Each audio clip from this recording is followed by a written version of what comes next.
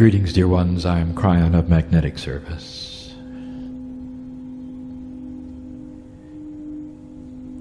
And it is no mystery where you choose to sit here today.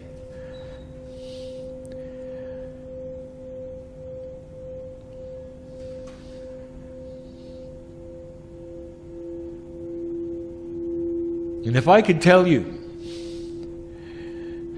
in a way that painted pictures in your mind of the lineage that has brought you here, you wouldn't believe me. You'd say that it's just too coincidental. Or you'd say that it's a plan that's outside of believability, of linearity, even of synchronicity. The Lemurians, after all of these years, would find their way back to here to sit on a modern cruise ship and pretend they don't remember.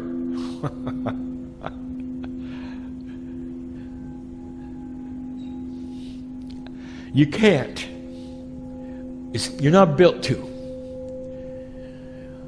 But all of these things are changing.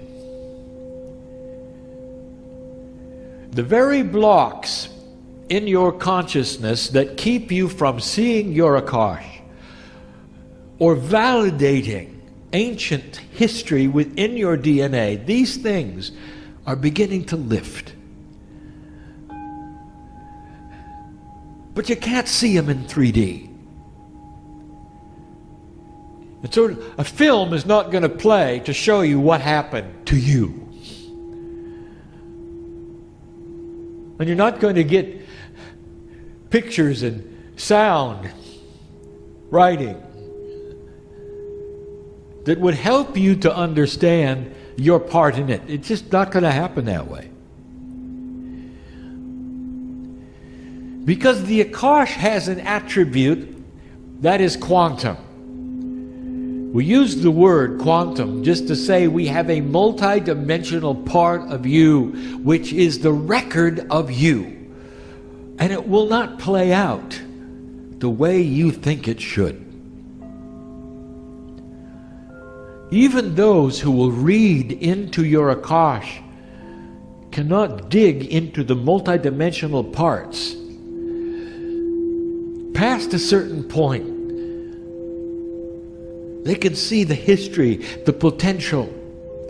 They might even see the most important parts energetically of what you have accomplished, but they're not going to see what you can see.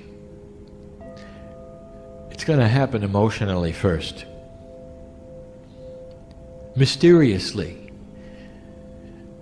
The subconscious of your mind is controlled by more than the chemistry. It's an opening into a portal that is available in your DNA, which is multidimensional. For you disengage that which is your intellect when you're asleep. You're not actively blocking when you're asleep. And in certain kinds of sleep, multidimensionality can pop through and play the movie. They become mind groups, thought groups, feelings, emotions, some powerfully good, some not so good. But all of them have something in common. They happened here.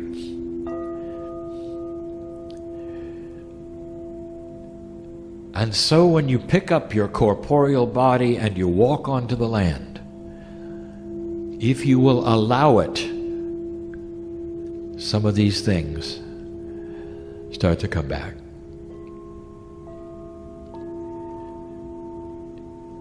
In a few minutes, I want to talk about Gaia yet again in ways I have not. There is an energy of the land here who knows you. And it's not a mystery. because your core soul is the same one that walked these mountaintops all those years ago. And so you're going to feel, if you choose to, this mountain speak to you. For the mountain has expected old souls to return, certain ones of them to return. What brought you here? The beauty of the trees? The color of the water? Or something else? Huh? Or something else. And so when you set foot on the land,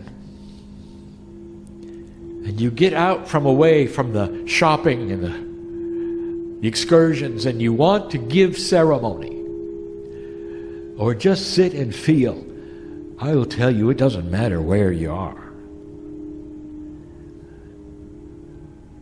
Let the mountain talk to you, and Gaia will do so. And you may get chills, and I will tell you what the message is.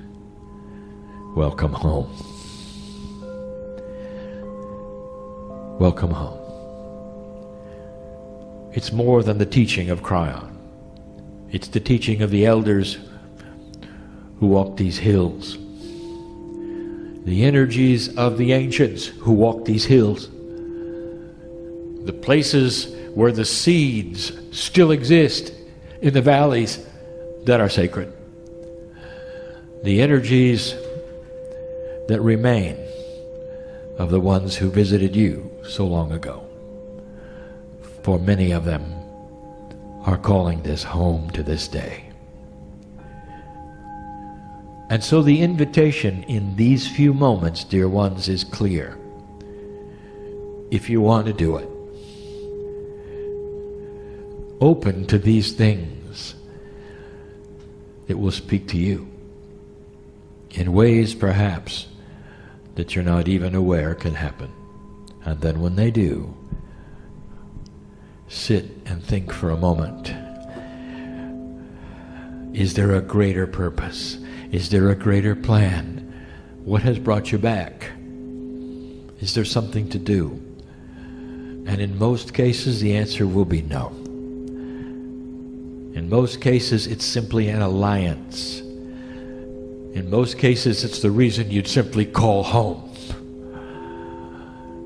It's a handshake that says, I remember, and the circle is complete.